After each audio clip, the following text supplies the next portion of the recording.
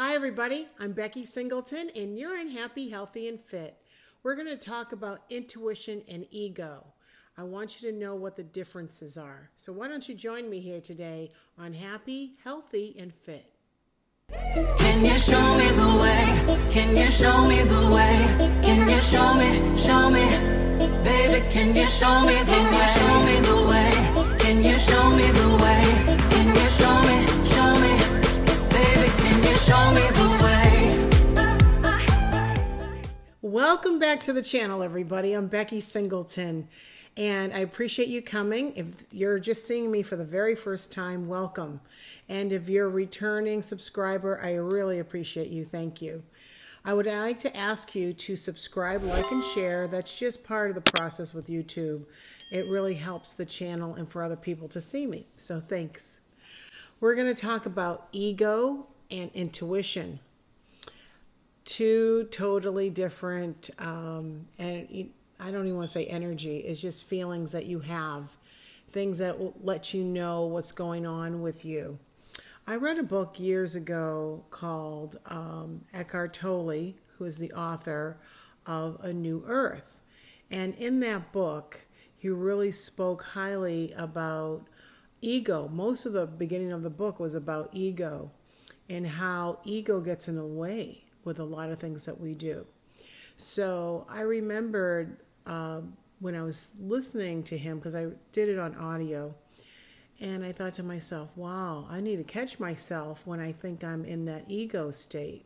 Sometimes ego presents itself very loud, like in our heads. It's loud, it's loud, it's loud. That's ego. And I notice sometimes, I'll give you an example.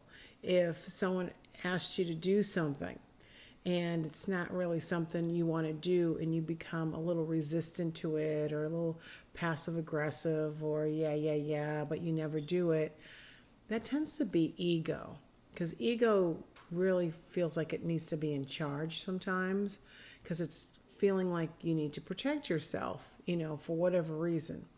We all need to have a healthy piece of ego in us to sustain life, just to deal with world issues, with life issues, with people issues, whatever. But it's when the ego gets in front of you listening to yourself, that's where that problem becomes more of like an irritation, because you wonder why things aren't working your way. You might have a little pride. If you had a disagreement with someone, are you the first person that says, hey, you know what, I'm so sorry, let's work this out, let's talk about it, I'll share with you what I was thinking, I want to hear what you were thinking? That's not ego. Ego would be, I'm not talking to them, I don't like the way they talk to me, they don't understand what I'm thinking. That's ego. So I want you to think about how you deal with your life. There are times when I get in situations and I can feel ego wanting to come out of me, and I'm like, oh yeah, no. You know what, I'm going to just sit back, let it fly, not sure why it's happening, but I'm not going to allow ego to run the show. You need to at times check yourself. Please, please, please. I mentioned that a few weeks ago. We need to check ourselves, because no one is perfect. We're all trying to do our best. Things happen. Taming your ego could really help you stay out of a lot of trouble or out of bad situations. Ego can be very loud. That's what I want you to recognize when you're dealing with yourself. If ego is very loud, it's like in your head loud, it feels loud, that's ego. Intuition is quiet. It's a whisper. It's just easy. Sometimes you may even not realize, is that my intuition talking to me? Is that me trying to listen? You really got to listen to your intuition. It's not anything that just kind of slaps you in the face. It's almost like, I heard a description about it recently, and it was kind of like, over here, come over here. Becky, come over here. It's trying to guide you to where you need to be. That's your intuition. It's guiding you to a good place. Your intuition will never take you down a road that's bad or dangerous or puts you in danger. It will never do that. Sometimes ego will, but not your intuition. So I want to tell you a little story. I was really happy about an outcome that I had, and I was sitting, just kind of sitting, meditating, not doing my lay down situation. And I was just in a peaceful state and breathing and just being quiet. And I could hear my intuition say, take Sheleah to lunch.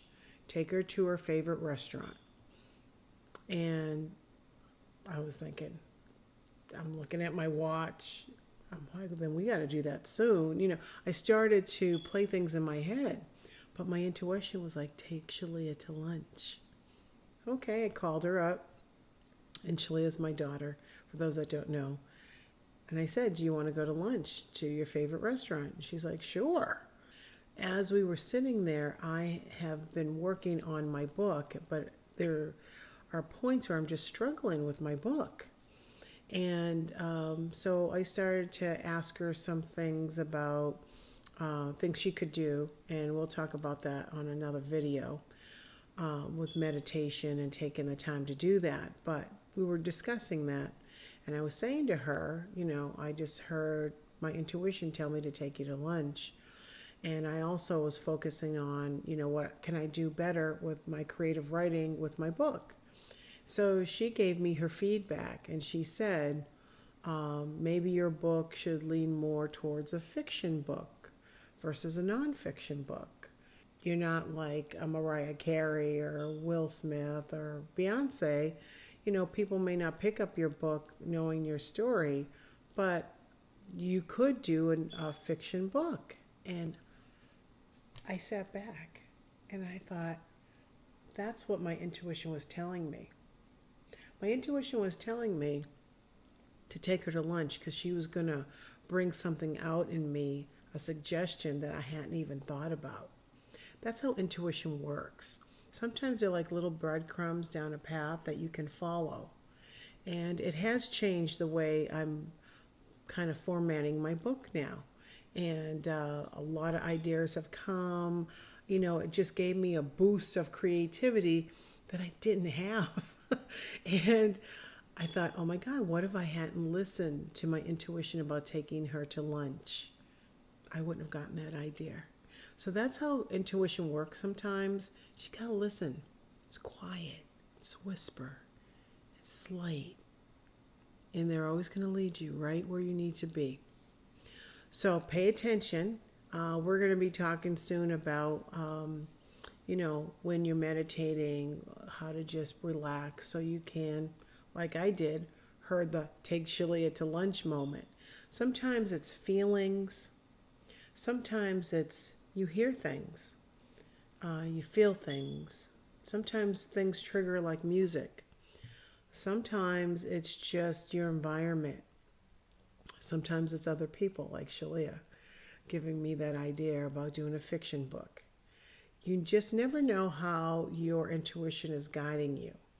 And I want you to pay attention to what you're feeling, what you're hearing, what you're thinking. Remember, is it loud? Ego. If it's quiet, it's intuition. So I want you to pay attention to that. Use the intentional intent that we've been doing. And remember, every morning for 30 days, I will intentionally intend. So put some intention behind paying attention. Don't discount yourself. Don't discount what you're feeling. Don't discount what you're hearing in yourself. Don't discount it. Just know that it's quiet and it's peaceful as you're registering that information. I hope that helps you, and I want to remind you to continue your I am practices. I am going to listen to my inner self. I'm going to pay attention to the things around me. I am happy. I am joy. I am peace. I am a lighthouse. I am a good mom. I'm a good dad. I am. Tell yourself that. Tell your inner self all those good things you tell somebody else. Always be good with the language you speak to yourself, because this is the most awesome person in the world is yourself. So always speak nice to yourself and be good to yourself. I'm Becky Singleton, and I'm just like you. Baby, can you show me